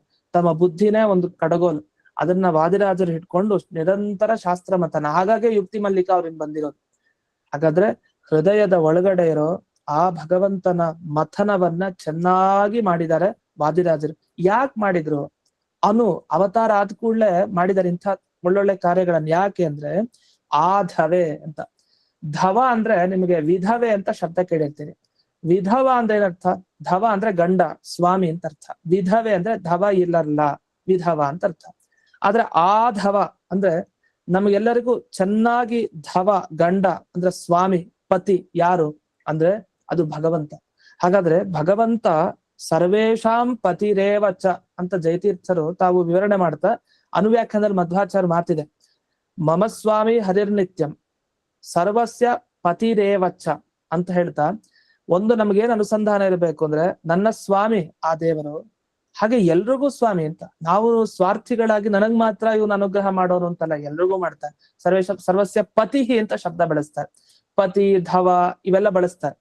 ಯಾಕೆ ಬಳಸ್ತಾರೆ ಅಂತಂದ್ರೆ ಅದು ಗಂಡ ಅನ್ನೋ ಅರ್ಥದಲ್ಲ, ಅಲ್ಲಿ ಸ್ವಾಮಿ ಅನ್ನೋ ಅರ್ಥದಲ್ಲಿ. ಹಾಗೆ ಅಲ್ಲಿ ಆಧವೆ ಚೆನ್ನಾಗಿ ಭಗವಂತ ನಮಗೆ ಸ್ವಾಮಿ ಆಗಿದ್ದಾನೆ, ನಮ್ಮೆಲ್ಲರಿಗಿಂತಲೂ ಉತ್ತಮನಾಗಿದ್ದಾನೆ ಅನ್ನೋ ವಿಷಯವನ್ನ ಚೆನ್ನಾಗಿ ತಮ್ಮ ಯುಕ್ತಿ ಮಲ್ಲಿಕಾದಿ ಗ್ರಂಥಗಳಲ್ಲಿ ಮಥನ ಮಾಡಿ ಈ ಮಧ್ವ ಅಂದ್ರೆ ಮಧ್ವ ಹೆಸರಿನ ವಾದಿರಾಜರು ನೀಡಿದ್ದಾರೆ ಅಂತ. ಈ ರೀತಿ ಮಧ್ವ, ಆಧವೆ, ಗುಹಾಸಂತಂ, ಮಥಾಯತಿ ಅನ್ನೋ ಒಂದೊಂದು ಶಬ್ದಗಳಿಗೆ ಸರಳವಾಗಿ ಸ್ವಲ್ಪ ಗಮನಿಸಿದ್ರೆ ಅರ್ಥ ಆಗ್ಬಿಡುತ್ತೆ ನಮ್ಗೆ. ಮಥ ಅಂದ್ರೆ ಮಥನ, ಮಧ್ವ ಅಂದ್ರೆ ಮಧು ಅಂದ್ರೆ ಜೇನುತುಪ್ಪ, ಅದನ್ನ ಇಟ್ಟಿಸ್ಕೊಳ್ಳಿ ಸುಲಭವಾಗಿ ಹೇಳಲಿಕ್ಕೆ. ಇನ್ನು ಧವ ಅಂದ್ರೆ ಅದಕ್ಕೆ ವಿಧವ ಅನ್ನೋ ಶಬ್ದ ಅಷ್ಟೇ, ಅದಕ್ಕೆ ಉದಾಹರಣೆ ಕೊಟ್ಟೆ ಅಷ್ಟೇ. ಧವ ಅನ್ಲಿಕ್ಕೆ. ಗುಹಾಸಂತಂ ಗುಹೆಯ ಒಳಗಡೆ ಇರೋರು, ಗುಹೆ ಅಂತ ಆಯ್ತು. ಸುಲಭವಾಗಿ ಅರ್ಥ ಆಗ್ಬಿಡುತ್ತೆ ಆ ಶಬ್ದಗಳನ್ನ ತಗೊಂಡಾಗ. ಇದಾಯ್ತು. ಹಾಗಾದ್ರೆ ಇವ್ರು ಏನ್ ಮಾಡಿದ್ದಾರೆ? ಮಥನ ಮಾಡಿದ್ದಾರೆ. ಹಾಗಾದ್ರೆ ಮಥಾಯತಿ ಅಂತ ಯಾಕೆ? ದೀರ್ಘ ಯಾಕೆ ಅಂದ್ರೆ ಇವ್ರು ಅಷ್ಟು ಮಥನ ಮಾಡಿದ್ದಾರೆ, ಅದನ್ನ ಹೇಳಲಿಕ್ಕೆ ಸಾಧ್ಯ ಇಲ್ಲ, ತುಂಬಾ ದೊಡ್ಡದು ಅನ್ಲಿಕ್ಕೆ ದೀರ್ಘ ಹೇಳ್ತಾರೆ. ಹೇಗೆ ಅಂದ್ರೆ ಹನುಮಾನ್ ಅಂತ ಹನುಮಂತ ದೇವರ ಹೆಸರು. ಹನುಮಾನ್ ಅಂಜನಾಸೂನುಹು ಕೆಲವರು, ಹನುಮಾನ್ ಅಂಜನಾಸೂನುಹು, ಹನುಮಾನ್ ಹನುಮಾನ್ ಯಾವ್ದು ಸರಿ? ಎರಡೂ ಸರಿ ಇದೆ. ಹನುಮಾನ್ ಅಂತ ಒಂದ್ ಅಕ್ಷರ ಊ ಇದ್ದದ್ದು ಊ ಅಂತ ಹೇಳಿದ್ರೆ ಅವನಿಗಿರೋ ಜ್ಞಾನ ಯಾರಿಗೂ ಇಲ್ಲ ಅಂತ ಹೆಚ್ಚುಗಾರಿಕೆ. ಭಗವಂತನ ಬಗ್ಗೆ ಇರೋ ಜ್ಞಾನ ರುಜುದೇವತೆಗಳಿಗೆ ಬಿಟ್ರೆ ಇನ್ಯಾರಿಗೂ ಆ ಥರ ಇಲ್ಲ, ಹನುಮಂತನ ತರ ಇರೋ ಜ್ಞಾನ. ಹೀಗೆ ದೀರ್ಘವಾಗಿ ಕೊಟ್ರೆ ಜಾಸ್ತಿ ಅಂತ. ಅದನ್ನ ಇಲ್ಲಿ ವ್ಯಾಖ್ಯಾನ ಮಾಡ್ತಾರೆ. ಅನೇಕ ವೇದ ವಿಷಯ ಮಥನಸ್ಯ ಮಹತ್ತರತ್ವ. ಇವರು ವೇದ ಮಂತ್ರಗಳ ಮಥನ ಎಷ್ಟು ಮಾಡಿದ್ದಾರೆ ಅಂದ್ರೆ ಮಧ್ವ ಅನ್ನೋ ಹೆಸರಿನ 11 ವೇದ ಮಂತ್ರಗಳನ್ನ ಯುಕ್ತಿ ಮಲ್ಲಿಕಾದಲ್ಲಿ ವಾದಿರಾಜರು ಉದಾಹರಿಸ್ತಾರೆ. ಮಧ್ವಾಚಾರ್ಯರನ್ನ ವೈದಿಕಾಚಾರ್ಯರು ಅಂತ ಕರಿಬೇಕು, ವೇದದಲ್ಲಿ ಇವ್ರ ಬಗ್ಗೆ ಇದೆ ಅಂತ ಸ್ವಯಂ ಅವರು ಅಷ್ಟು ವೇದ ಮಂತ್ರಗಳ ಮಥನ ಮಾಡಿದವರು ವಾದಿರಾಜರು. ಅಷ್ಟು ಯೋಗ್ಯತೆ ಇರೋರು ಇವ್ರನ್ನ ಒಂದು ವೇದ ಮಂತ್ರ ಹೇಳ್ದೇ ಇರುತ್ತ? ಖಂಡಿತ ಹೇಳುತ್ತೆ. ಇಷ್ಟು ಒಂದು ವಿಷಯ. ಮತ್ತೊಂದು ಪಿತುಹು ಅಂತ ಒಂದು ಶಬ್ದ ಬರುತ್ತೆ ಬಳಿಥಾ ಸೂಕ್ತದಲ್ಲಿ. ಬಳಿಥಾ ಸೂಕ್ತ ಮಂತ್ರ ಭಾಗ ಮಾತ್ರ ತಗೊಂಡಿರ್ಬೇಕು. ಮಂತ್ರ ಏನಿದೆ ಆ ಮಂತ್ರವನ್ನ ಮಾತ್ರ ನೋಡ್ಕೊಂಡು ಈ ಪದ ನಾನೇನ್ ಹೇಳ್ತೀನಿ ಅದು ನೋಡ್ಕೊಂತ ಹೋದ್ರೆ ನಿಮಗೆ ಅದು ಗೊತ್ತಾಗ್ಬಿಡುತ್ತೆ. ಪಾಯಿಂಟ್ಸ್ ಮಾಡ್ಕೊಂಡ್ರೆ ಗೊತ್ತಾಗುತ್ತೆ ಚೆನ್ನಾಗಿ. ಪಿತುಹು ಆಸವಂತಾತ್ ಪ್ರಣೀಯತೆ. ಇದೊಂದು ಪಿತು ವಾದಿರಾಜರ ತಂದೆ, ಅಲ್ಲಿ ಮಧ್ವಾಚಾರ್ಯರ ತಂದೆ. ಅಲ್ಲಿ ನೋಡೋಣ, ಮಧ್ವಾಚಾರ್ಯ ಪರವಾಗಿ ಬೇರೆ ತರ ಅರ್ಥ ಇದೆ. ಇಲ್ಲಿ ವಾದಿರಾಜರ ಪರವಾಗಿ ಇಟ್ಕೊಂಡಾಗ ವಾದಿರಾಜರಿಗೆ ಪಿತುಹು ತಂದೆ ಯಾರು? ಭಗವಂತನೇ ತಂದೆ. ಯಾಕೆಂದ್ರೆ ನಾವು ನೆನ್ನೆ ದಿವಸ ಕೇಳಿದ್ವಿ, ಮಧ್ವಾಚಾರ್ಯರನ್ನ ಯಾವ ರೀತಿ ಅಂದ್ರೆ ಹನುಮಂತ ದೇವರನ್ನ ಯಾವ ರೀತಿ ರಾಮಚಂದ್ರ ಆಲಿಂಗನ ಮಾಡಿದ್ನೋ, ಹಯಗ್ರೀವ ದೇವರು ವಾದಿರಾಜರನ್ನ ಆಲಿಂಗನ ಮಾಡಿದ್ದಾರೆ. ಮತ್ತೆ ಲಕ್ಷ್ಮೀ ದೇವಿಗೆ ಭಗವಂತನೇ ತಾನು ವಾದಿರಾಜರ ಕೈ ಹಿಡಿದು ಅರ್ಪಿಸಿದ್ದಾನೆ ತನ್ನ ಪತ್ನಿಗೆ. ಅಂದ್ರೆ ಮಗು ಅನ್ನೋ ಪ್ರೀತಿ ಇದೆ. ಹಾಗಾದ್ರೆ ತಂದೆಯ ಸ್ಥಾನದಲ್ಲಿ ಪರಮಾತ್ಮನಿದ್ದಾನೆ ವಾದಿರಾಜರಿಗೆ. ಆ ತಂದೆ ಚೆನ್ನಾಗಿ ಆಜ್ಞೆ ಮಾಡಿದ್ದಾನೆ. ಆಜ್ಞೆ ಮಾಡಿದ ಪ್ರಕಾರ ಇವರೆಲ್ಲ ಕೆಲಸ ಮಾಡಿದ್ರು ವಾದಿರಾಜರು. ಅದನ್ನ ಬಡಿತಾ ಸುತ್ತ ಹೇಳ್ತಾ ಇದೆ, ಅದನ್ನ ಕಳಿಸ್ತೀವಿ. ಇದೇನು ಮಂತ್ರಗಳ ಅರ್ಥ ಇವರೇನ್ ವ್ಯಾಖ್ಯಾನ ಮಾಡಿದ್ದಾರೆ ಅದನ್ನ ಕಳಿಸ್ತೀವಿ ನಂತರ ಗ್ರೂಪ್ ನಲ್ಲಿ, ಅದನ್ನ ನೋಡ್ಬಹುದು. ನಾಳೆಯಿಂದ ಫಾಲೋ ಮಾಡ್ಲಿಕ್ಕೂ ಅನುಕೂಲ ಆಗುತ್ತೆ. ಏನ್ ಹೇಳಿದ್ದಾರೆ ಅಂದ್ರೆ, ಪಿತುಹು ತಂದೆ ಆಜ್ಞೆ ಹೀಗಾಯ್ತಂತೆ. ತಂದೆ ಏನ್ ಮಾಡ್ತಾನೆ ಮಗನಿಗೆ, ನೋಡು ಇಂತಿಂತ ಕೆಲಸ ಮಾಡ್ಬೇಕು, ನಿನ್ ಜವಾಬ್ದಾರಿ ಮಾಡ್ಬೇಕಷ್ಟೆ, ಹಾಗೆ ಮಾಡ್ತಾರೆ. ಅಲ್ಲಿ ಮಧ್ವಾಚಾರ್ಯರಿಗೆ ಆಜ್ಞೆ ಆಯ್ತು. ಅಂದ್ರೆ ವಾಯು ರೂಪದಲ್ಲಿದ್ದಾಗ ನಾರಾಯಣನ ಆಜ್ಞೆ ಆಯ್ತು, ನೀವು ಅವತಾರ ಎತ್ತಬೇಕು, ಬ್ರಹ್ಮದೇವರಿಲ್ಲ, ನೀವು ಅವತಾರ ಎತ್ತಬೇಕು, ಇಂಥ ಕಾರ್ಯ ಮಾಡ್ಬೇಕು, ಹೀಗೆ ಸರಿ ಮಾಡಿದ್ರು ವಾಯುದೇವರು. ಹಾಗೆ ಇಲ್ಲಿ ವಾದಿರಾಜರು ತಾವು ಹಯಗ್ರೀವ ದೇವರ ಆಜ್ಞೆ ಆಯ್ತು, ಅದನ್ನ ಲಾತವ್ಯರು ವಾದಿರಾಜರಾಗಿ ಭೂಮಿಗೆ ಬಂದ್ರು. ಅದೊಂದು ಘಟನೆ ಇದೆ, ಅದನ್ನ ಯಾವಾರು ಸಂದರ್ಭ ಬಂದಾಗ ಅದನ್ನ ಮತ್ತೆ ಹೇಳ್ತೀನಿ. ಇದು ಹಯಗ್ರೀವ ದೇವರ ಆಜ್ಞೆ ಆಯ್ತು, ಅದರಿಂದಾಗಿ ವಾದಿರಾಜರು ಹಾಗೆ ಲಾತವ್ಯರು ವಾದಿರಾಜರಾಗಿ ಬಂದಿದ್ದಾರೆ, ಬಂದು ಆ ಕಾರ್ಯವನ್ನ ಮಾಡಿದ್ದಾರೆ. ಇಲ್ಲಿ ಇವರು ಒಂದು ಶಬ್ದ ಹಾಕ್ತಾರೆ, ಹೂವಿನ ಕೆರೆ ಇದೆಯಲ್ಲ, ಹೂವಿನ ಕೆರೆಯಲ್ಲಿ ನೀನು ಹುಟ್ಟು ಅಂದ್ರೆ ಅವತಾರ ಮಾಡು, ಆಮೇಲೆ ನನ್ನ ಮಗ ಮಾಡಿದ ಸೂತ್ರ ಭಾಷ್ಯ ಏನಿದೆ ಅಂದ್ರೆ ಮಧ್ವಾಚಾರ್ಯರು ಮಾಡಿದ ಬ್ರಹ್ಮಸೂತ್ರ ಭಾಷ್ಯ ಏನಿದೆ ಅದನ್ನ ಚೆನ್ನಾಗಿ ವ್ಯಾಖ್ಯಾನ ಮಾಡು. ಮತ್ತೆ ಉಡುಪಿಲಿ ಈ ವಾಸ ಮಾಡೋಂಥ ನನ್ನ ರೂಪ ಏನಿದೆ ಅದನ್ನ ಇನ್ನೂ ವಿಸ್ತಾರ ಮಾಡು ಅಂತ. ಅಂದ್ರೆ ಉಡುಪಿ ಕ್ಷೇತ್ರದಲ್ಲಿ ನಿನ್ನ ಸೇವೆ ನನಗ್ ಬೇಕು ಅಂತ ದೇವರ ಆಜ್ಞೆ ಮಾಡಿದ್ದಾನೆ. ಹಾಗೆ ತೀರ್ಥ ಕ್ಷೇತ್ರವನ್ನ ಎಲ್ಲಾ ಕಡೆ ಸಂಚಾರ ಮಾಡ್ಕೊಂಡ್ ಬಾ, ತೀರ್ಥಕ್ಷೇತ್ರಗಳಲ್ಲಿ ಹೋಗಿ ಅಲ್ಲಿ ದುರ್ವಾದಿಗಳನ್ನ ಯಾರ್ಯಾರು ಭಗವಂತರ ದ್ವೇಷಿಗಳಿದ್ದಾರೆ ಅವ್ರನ್ನೆಲ್ಲ ಖಂಡನೆ ಮಾಡು. ಹಾಗೆ ಸಜ್ಜನರಲ್ಲಿ ಯುಕ್ತಿ ಮಲ್ಲಿಕ ಮತ್ತೆ ವೃಂದಾವನಾಖ್ಯಾನ ಇಂಥ ಸಚ್ಚಾಸ್ತ್ರಗಳನ್ನ ರಚನೆ ಮಾಡಿ ಮಧ್ವಶಾಸ್ತ್ರದ ಜ್ಞಾನವನ್ನ ಎಲ್ರಿಗೂ ಕೊಡು. ಅಷ್ಟೇ ಅಲ್ಲ, ಈ ಸ್ವಾಪ್ತ ವೃಂದಾವನಾಖ್ಯಾನ ಏನಿದೆಯಲ್ಲ ಇದು ವೇದಕ್ಕೆ ಸಮಾನ ಅಂತ ಹೇಳ್ತಾರೆ, ಅಂತ ಅದ್ಭುತ ಕೃತಿ. ಇಂತಹ ಸ್ವಾಪ್ತ ವೃಂದಾವನಾಖ್ಯಾನ ಬ್ರಾಹ್ಮಣ ಮುಖದಿಂದ ಅಂದ್ರೆ ಎಡಮುಖ ಬ್ರಾಹ್ಮಣ ಮುಖಾಂತರ ಮಾಡು. ಭೋ ವಾದಿರಾಜ ಮನ್ಮೂರ್ತಿ. ಅಷ್ಟೇ ಅಲ್ಲ, ಸೋದಾ ಕ್ಷೇತ್ರದಲ್ಲಿ ಧವಳ ಗಂಗೆಯ ಹತ್ರ, ಅದು ವಿಯತ್ ಗಂಗಾ ಅಂತ ಕರೀತಾರೆ, ಆಕಾಶ ಗಂಗಾ ಅಂತ, ವಿಯತ್ ಗಂಗೆಯ ಹತ್ತಿರ ಸ್ಥಾಪನೆ ಮಾಡು ಅಂತ ಇಷ್ಟೆಲ್ಲ ಪ್ರೇರಣೆ ಮಾಡಿದ್ರಿಂದ ಅವ್ರು ಮಾಡಿದ್ದಾರೆ ಅಂತ ಬರುತ್ತೆ. ಇಲ್ಲಿ ಗಮನಿಸ್ಬೇಕಾಗಿದ್ದು ಹೂವಿನ ಕೆರೆ ಅನ್ಲಿಕ್ಕೆ ಒಂದು ಸಂಸ್ಕೃತ ನನ್ನ ಶಬ್ದ ಏನ್ ಹೇಳ್ಬೋದು. ಹೂವಿನ ಕೆರೆ ಅನ್ಲಿಕ್ಕೆ ಹೂವು ಅಂದ್ರೆ ಪುಷ್ಪ, ಇನ್ನು ಕೆರೆ ಅದಕ್ಕೆ ತಟಾಕ ಅಂತ ಹಾಕಿದ್ದಾರೆ. ಅದಕ್ಕೆ ಅಲ್ಲಿ ಪುಷ್ಪ ತಟಾಕದಲ್ಲಿ ನೀನು ಅವತರಿಸು ಅಂತ ಇವರು ಆಚಾರ್ಯರು ಅನಂತೀರ್ಥಾಚಾರ್ಯ ವ್ಯಾಖ್ಯಾನ ಮಾಡಿದ್ದಾರೆ. ತ್ವಂ ಪುಷ್ಪ ತಟಾಕೆ ಸಮುತ್ಪದ್ಯ. ಪುಷ್ಪ ತಟಾಕ ಅಂದ್ರೆ ಹೂವಿನ ಕೆರೆ ಅಂತ ಅರ್ಥ. ಪುಷ್ಪ ತಟಾಕದಲ್ಲಿ ಹುಟ್ಟಿ ಮತ್ ತನಯ ಕೃತಸ್ಯ ನನ್ನ ಮಗ ಮಾಡಿದ ಅಂದ್ರೆ ಅರ್ಥ ಏನು ಅಂದ್ರೆ ಮಧ್ವಾಚಾರ್ಯರು ರಚನೆ ಮಾಡಿದ ಶ್ರೀ ಸೂತ್ರ ಭಾಷ್ಯಸ್ಯ ಸಜ್ಜನೇಶು ಏನ್ ಮಾಡ್ಬೇಕು ಅಂದ್ರೆ ಅನುಕಂಪಯ ವ್ಯಾಖ್ಯಾನಕರು, ಅವರ ಮೇಲಿನ ಕಾರಣದಿಂದ ನೀನು ವ್ಯಾಖ್ಯಾನ ಮಾಡಬೇಕು ಅಂತ. ಹಾಗಾಗಿಯೇ ಅವ್ರ ವ್ಯಾಖ್ಯಾನ ಅನೇಕ ಕೃತಿಗಳಿಗೆ ವ್ಯಾಖ್ಯಾನ ಇದೆ ವಾದಿರಾಜರದು. ಇನ್ನು ರಜತ ಪೀಠ ಪುರವಾಸಿನೋ ಮಮ ನಿಕೇತನಂ ವಿಸ್ತಾರಯ, ಉಡುಪಿ ಕ್ಷೇತ್ರದ ವಿಸ್ತಾರತೆ ಅದನ್ನ ಉಂಟು ಮಾಡು. ಮತ್ತೆ ಸಕಲ ತೀರ್ಥ ಅಟನ ವ್ಯಾಜಿನ ತೀರ್ಥ ಪ್ರಬಂಧ ಗ್ರಂಥ ಬರೆದಿದ್ದಾರೆ, ಎಲ್ಲಾ ತೀರ್ಥ ಕ್ಷೇತ್ರಗಳ ಸಂಚಾರ ಮಾಡಿದ್ದಾರೆ. ಆ ನೆಪದಲ್ಲಿ ನನ್ನನ್ನು ಸಂತೋಷಗೊಳಿಸು. ಖಂಡಿತ ಎಲ್ಲಿ ನಾವು ತೀರ್ಥಕ್ಷೇತ್ರಕ್ಕೆ ಹೋಗ್ಬೇಕು ಅಂದ್ರೆ ತೀರ್ಥ ಪ್ರಬಂಧ ಅವಶ್ಯವಾಗಿ ಒಂದು ಪುಸ್ತಕ ಹಿಡ್ಕೊಂಡು ಹೋಗ್ಬಿಟ್ಟಿರ್ಬೇಕು, ಇಲ್ಲ ನಾವು ಶ್ಲೋಕ ಎಲ್ಲ ಬಾಯಿ ಮಾಡ್ಕೊಂಡಿರ್ಬೇಕು. ನಮ್ಮ ಗುರುಗಳು ಅಂದ್ರೆ ದೊಡ್ಡ ಪೇಜಾವರ ಸ್ವಾಮಿಗಳು ಅವರಂತೂ ಯಾವ ತೀರ್ಥಕ್ಷೇತ್ರಕ್ಕೆ ನಾವು ಹೋದ್ರು ಸಂಚಾರಕ್ಕೆ ಸುಧಾ ಪಾಠದಲ್ಲಿ ಇದ್ದಾಗ ಆ ಕ್ಷೇತ್ರಕ್ಕೆ ಹೋದ ಕೂಡಲೇ, ಈಗ ಸೋದೆ ಕ್ಷೇತ್ರಕ್ಕೆ ಹೋದೆ, ತ್ರಿವಿಕ್ರಮ ದೇವಸ್ಥಾನದ ಮುಂದೆ ನಿಂತ್ರೆ ತ್ರಿವಿಕ್ರಮಂ ರಮ್ಯ ಗದಾರಿ ಶಂಕ ಅಂತ ಶುರು ಆಗ್ಬಿಡೋದು. ಇದು ಎಲ್ಲಿ ಬರೋ ಶ್ಲೋಕ? ಇದು ತೀರ್ಥ ಪ್ರಬಂಧದಲ್ಲಿ ವಾದಿರಾಜ ರಚನೆ ಮಾಡಿದ ಶ್ಲೋಕ. ಇದು ಯಾವ ವಯಸ್ಸಿನಲ್ಲಿ? 85 ವರ್ಷದ ಮೇಲೆ. ನಾವು ಕೊನೆ ಬ್ಯಾಚ್ನವ್ರು, ನಮ್ದಾದ್ಮೇಲೆ 1-2 ಬ್ಯಾಚ್ ಪಾಠ ಮಾಡಿದ್ದಾರೆ. ಅಲ್ಲಿ ಆ ಸಮಯದಲ್ಲಿ ದಿಢೀರ್ ಅಂತ ತೀರ್ಥ ಪ್ರಬಂಧದಲ್ಲಿ ಬರುವಂತ ಶ್ಲೋಕ ಹಾಗೆ ಬರ್ತಾ ಇತ್ತು ಈ ತರ ಆ ವಯಸ್ಸಿನಲ್ಲಿ. ಈ ತೀರ್ಥ ಪ್ರಬಂಧ ಯಾಕೆ ಬರ್ದಿದ್ ವಾದಿರಾಜರು ಅನ್ಲಿಕ್ಕೆ ಇವ್ರು ವ್ಯಾಖ್ಯಾನ ಮಾಡಿದ್ರು. ಸಕಲ ತೀರ್ಥ ಅಟನ ವ್ಯಾಜಿನ, ಅದು ತೀರ್ಥಕ್ಷೇತ್ರಗಳು ಹೋಗೋ ನೆಪ. ಆ ನೆಪದಿಂದ ಏನು ಅಂದ್ರೆ ಅಲ್ಲಲ್ಲಿರೋ ದುರ್ವಾದಿಗಳು ಯಾರು ಭಗವಂತನ ದ್ವೇಷಿಗಳಿದೆ ಅವ್ರ ನಿಗ್ರಹ ಮಾಡೋದೇ ಕೆಲಸ, ಅದನ್ ಮಾಡು ಅಂತ. ಅಷ್ಟೇ ಅಲ್ಲ, ಸಜ್ಜನೇಶು ಯುಕ್ತಿ ಮಲ್ಲಿಕಾ ವೃಂದಾವನಾಖ್ಯಾನಾದಿ ಸಚ್ಛಾಸ್ತ್ರ ವಿರಚನ ಪುರಸ್ಸರಂ ಮಧ್ವಶಾಸ್ತ್ರ ಜ್ಞಾನಂ ಚ ದಾಪಯ. ಮಧ್ವಶಾಸ್ತ್ರ ಜ್ಞಾನ ಎಲ್ರಿಗೂ ದೊರಿಬೇಕು. ಅದಕ್ಕೋಸ್ಕರ ಯುಕ್ತಿ ಮಲ್ಲಿಕಾ ಗ್ರಂಥ, ವೃಂದಾವನಾಖ್ಯಾನನು ಅದಕ್ಕೆ. ನಾವು ಸಾಪ್ತ ವೃಂದಾವನಾಖ್ಯಾನ ಬರೀ ವಾದಿರಾಜ ರುಜುತ್ವ ಹೇಳಲಿಕ್ಕೆ ಒಂದು ಗ್ರಂಥ ಬರೆದಿದ್ದು ಅಂತಲ್ಲ. ಇದ್ರಲ್ಲಿ ತುಂಬಾ ಚೆನ್ನಾಗಿರೋ ಪ್ರಮೇಯಗಳಿದೆ. ಅದನ್ನ ಮೊದಲನೇ ಅಧ್ಯಾಯ, ಒಂದು 4 ಅಧ್ಯಾಯ ಓದ್ದಾಗ ಗೊತ್ತಾಗುತ್ತೆ. ಇಂಥ ಸಾಪ್ತ ವೃಂದಾವನಾಖ್ಯಾನ ಬ್ರಾಹ್ಮಣ ಮುಖೇನ ಕುರು ಅಂತ ಹೇಳಿ ಇಷ್ಟೆಲ್ಲ ಆಜ್ಞೆ ಆದ್ರಿಂದ, ಪಿತುಹು ಈ ತಂದೆಯಿಂದ ಎಷ್ಟೆಲ್ಲ ಆಜ್ಞೆ ಆಯ್ತು, ಆದ್ರಿಂದ ಲಾತವ್ಯರು ವಾದಿರಾಜರಾಗಿ ಬಂದು ಇದನ್ನೆಲ್ಲ ಮಾಡಿದ್ದಾರೆ ಅಂತ ಇಷ್ಟು ವಿವರಣೆ ಇದೆ. ಇನ್ನು ತುಂಬಾ ಸುಂದರವಾದ ವಿವರಣೆ ಇದೆ ಇದಕ್ಕೆ. ಅದನ್ನೆಲ್ಲ ಮತ್ತೆ ನಾಳೆ ದಿವಸ ನೋಡೋಣ ಅಂತ ಹೇಳ್ತಾ ಇಂದಿನ ಪಾಠವನ್ನ ಅಸ್ಮದ್ ಗುರುವಂತರ್ಗತ ವ್ಯಾಸತೀರ್ಥ ಗುರುವಂತರ್ಗತ ಭಾರತೀ ರಮಣ ಮುಖ್ಯ ಪ್ರಾಣಾಂತರ್ಗತ ಶ್ರೀಮನ್ಮೂಲ ಗೋಪಾಲಕೃಷ್ಣನಿಗೆ ಅರ್ಪಣೆಯನ್ನು ಮಾಡ್ತೇನೆ. ಶ್ರೀಕೃಷ್ಣ ಅರ್ಪಣ. ನಮಸ್ಕಾರ ಗುರುಗಳೇ. ನಮಸ್ಕಾರ ಆಚಾರ್ಯರೇ. ನಮಸ್ಕಾರ ಗುರುಗಳೇ, ಧನ್ಯವಾದಗಳು. ನಮಸ್ಕಾರ ಆಚಾರ್ಯ.